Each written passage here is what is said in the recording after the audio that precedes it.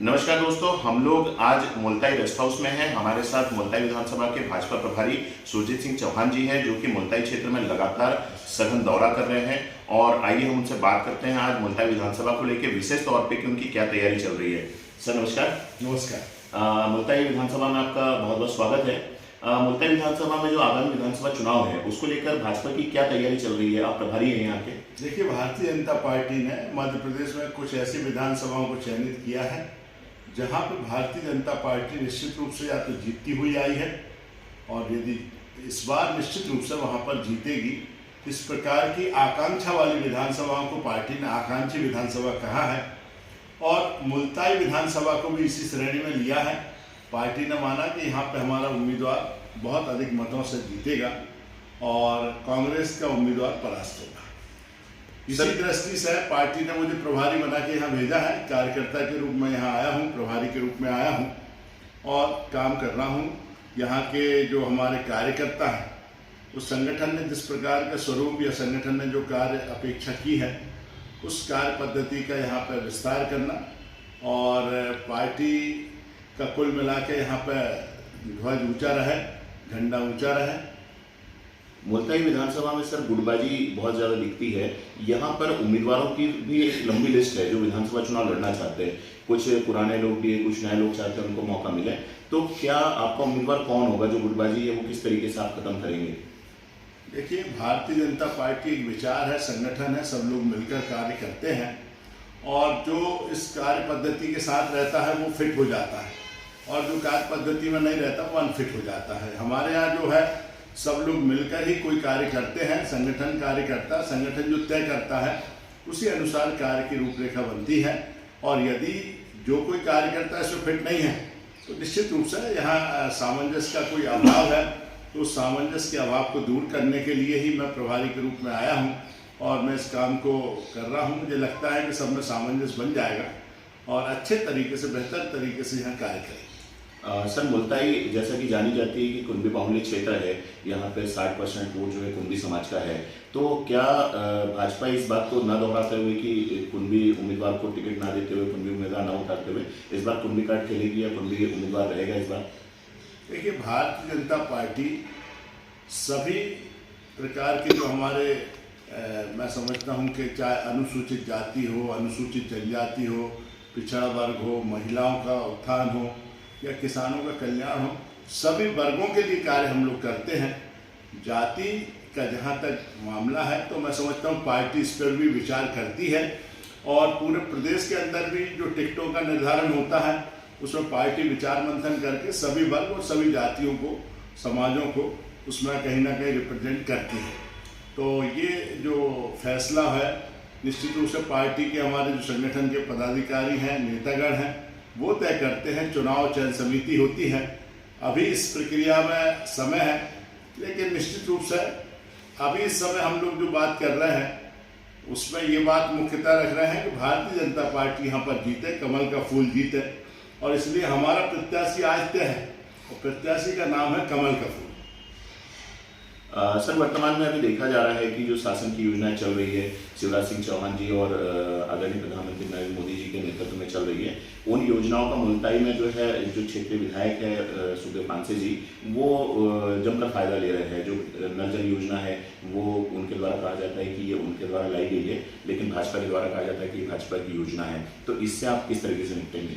देखिए, कांग्रेस की तो पद्धति यही है कि भारतीय जनता पार्टी भी यदि कोई कार्य कर रही है तो हमारे नेतागण उसमें बोर्ड लगाए ना लगाए, लेकिन कांग्रेस के लोग वहाँ पर खड़े हो जाते हैं, बोर्ड लगा देते हैं, फर्जीवाड़े करते हैं और लोगों में ये भ्रम फैलाते हैं कि ये कार्य हमने किया है, कांग्रेस ने किया है। लेकिन जनता ये समझ चुकी है कि केंद्र में माननीय मोदी जी की सरकार है। 2024 में मोदी जी पुनः प्रधानमंत्री बनेंगे। मध्य प्रदेश के अंदर 2023 में चुनाव होंगे और उसके अंदर बहुमत से सरकार हमारी बनेगी। सरकार के मुखिया पुनः मध्य प्रदेश के मुख्यमंत्री के रूप में माननीय शिवराज सिंह चौहान जी बनेंगे, इसमें कहीं कोई संशय नहीं है। और इसलिए मुल्ताई की जनता ने ये तय किया है कि जब केंद्र में सरकार हमारी, प्रदेश में सरकार हमारी, तो यहाँ पर विपक्ष का विधायक क्यों हो, और इसलिए भारतीय जनता पार्टी का विधायक यहाँ पर चुना जाएगा। इस बात के लिए सब लोग मिलकर संघर्ष कर रहे हैं। चलते चलते एक और आखिरी सवाल जो महत्वपूर्ण है, बीच में कुछ मीडिया में खबरें आई थी कि आप इस मुल्ताई विधानसभा के प्रभारी हैं और आप भी इस मुल्ताई विधानसभा से चुनाव लड़ सकते हैं, तो ये बात कितनी हद तक सच है और इसके ऊपर क्या आप कहना चाहेंगे? देखिए, मुल्ताई से मेरा नाता है, आज से नहीं कम से कम 15-20 सालों से मैं मुल्ताई में आना जाना मेरा है। और पहले भी जब आया हूं तब इस प्रकार की चर्चाएं चली है, लेकिन मैं आज आपके माध्यम से ये स्पष्ट कर देना चाहता हूं कि मैं एक भारतीय जनता पार्टी के कार्यकर्ता के रूप में यहाँ पर आया हूँ, प्रभारी बनकर आया हूँ। पार्टी में चुनाव मैं स्वयं कभी नहीं लड़ूंगा और पार्टी जिसको तय करेगी, ये आगे की बात है, पार्टी जिसको तय करेगी। लेकिन इतना स्पष्ट है कि मैं यहाँ मुल्ताई से चुनाव नहीं लड़ूंगा, लेकिन ये भी तय है कि मुल्ताई से जो भी चुनाव लड़ेगा भारतीय जनता पार्टी से, उसकी विजय सुनिश्चित रूप से हम सब लोग मिलकर कार्यकर्ताओं के माध्यम से यहाँ करेंगे, ये तय है। एक और आखिरी सवाल, मुल्ताई में जो विधानसभा चुनाव होंगे और आगामी आपकी रणनीति क्या होगी और किन बातों को लेकर आप मतदाताओं के बीच में जाएंगे? और दूसरी चीज़ है कि मुल्ताई के विकास के लिए, क्योंकि देखा यह गया है कि बैतूल में भाजपा के सांसद कई वर्षों से रहे हैं, लेकिन मुल्ताई में कई सालों से ट्रेनों के स्टॉपेज की मांग की जा रही है। मुल्ताई में एक धार्मिक नगरी माननीय मुख्यमंत्री जी ने घोषणा की थी, पवित्र नगरी की घोषणा की थी, लेकिन इन नियमों का पालन नहीं हो रहा है और ट्रेनों के स्टॉपेज को लेकर भी यहाँ बड़े बड़े आंदोलन हो चुके हैं। मुल्ताई के संपूर्ण विकास के लिए क्या आपकी स्ट्रेटेजी होगी, क्या आपकी रणनीति होगी, थोड़ा सा इस बारे में भी आप बताएं। देखिए, ताप्ती मैया के उद्गम स्थल मुल्ताई के नाम से ये विधानसभा क्षेत्र है और उनका ताप्ती मैया का आशीर्वाद इस पूरी विधानसभा के ऊपर है।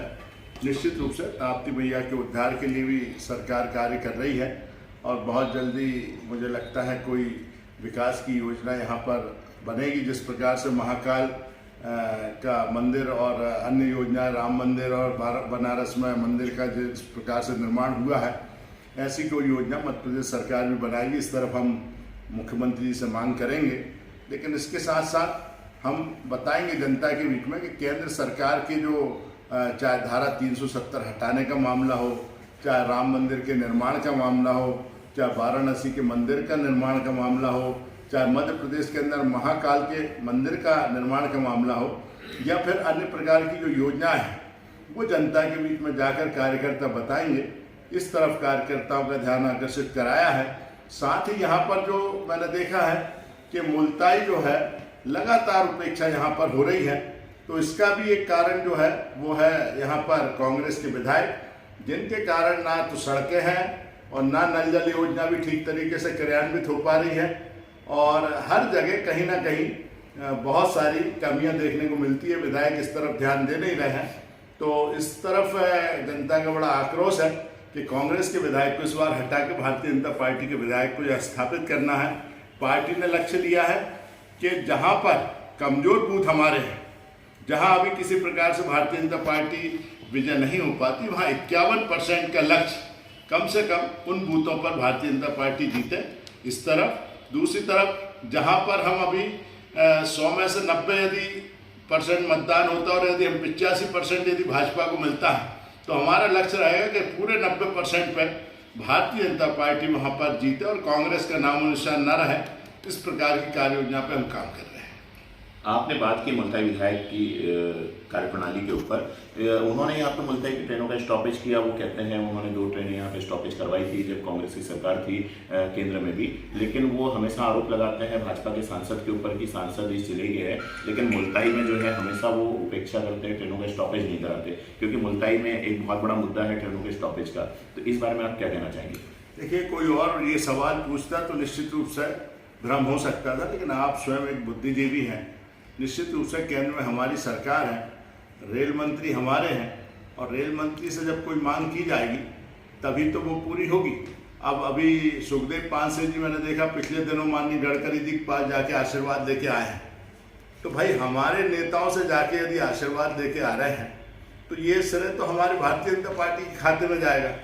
आप विधायक हो, इस नाते आप चले जाते हो, मिल लेते हो, लेकिन इससे क्या जनता सब समझती है कि भारतीय जनता पार्टी की सरकार है, चाहे केंद्र की सरकार हो, चाहे मध्य प्रदेश में मुख्यमंत्री जी की सरकार हो, लगातार हमारे ही द्वारा ये कार्य हो रहे हैं और इसलिए ये हमारे खाते में ही जाएगा।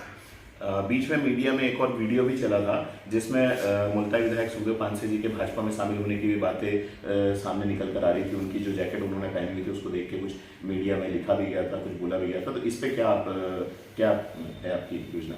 देखिए, जिस प्रकार की शैली पानसे जी की है, एक मैं समझता हूँ गुंडे बदमाश, और इस टाइप की शैली हमारी भारतीय जनता पार्टी के विचारों में नहीं है। और निश्चित रूप से कमलनाथ जी उनसे त्रस्त हो गए हैं और वो कमलनाथ जी से त्रस्त हो गए हैं, तभी इस प्रकार के वातावरण की बात है। फिर भी ये कि यदि वो स्वच्छ होकर और यहाँ पर भारतीय जनता पार्टी में कभी सम्मिलित होते हैं तो पार्टी में ऐसे लोगों का स्वागत है, कोई दिक्कत नहीं है। कार्यकर्ता बन के वो काम करना चाहें तो हमें क्या दिक्कत। लेकिन जहाँ तक टिकट की कोई बात है तो ये टिकट का फैसला भारतीय जनता पार्टी का हमारा जो नेतृत्व है वो तय करेगा। जो हमारा पुराना कार्यकर्ता है उसको मौका दिया जाएगा। तो ये थे मुल्ताई विधानसभा के प्रभारी आदरणीय सुरजीत सिंह चौहान जी, जो कि मुल्ताई विधानसभा में आगामी विधानसभा चुनाव की तैयारी कर रहे हैं। यहाँ से भाजपा को जिता कर लाए, इस तैयारी में लगे हुए हैं। अब हम देखते हैं, हमने हमारी चर्चा उनके साथ की है, आगे भी हम उनके साथ चर्चा करते रहेंगे, लगातार बने रहेंगे। आप लोग हमें देख रहे हैं, बहुत बहुत धन्यवाद। यदि आपके भी कोई सवाल है तो आप हमें कमेंट करके बता सकते हैं, हमें मैसेज करके बता सकते हैं। आने वाले समय में हम आदरणीय प्रभारी जी से उन सवालों को भी रखेंगे और आपके सवालों का भी जवाब आदरणीय प्रभारी जी के माध्यम से हम लोग लेना चाहेंगे। बहुत बहुत धन्यवाद।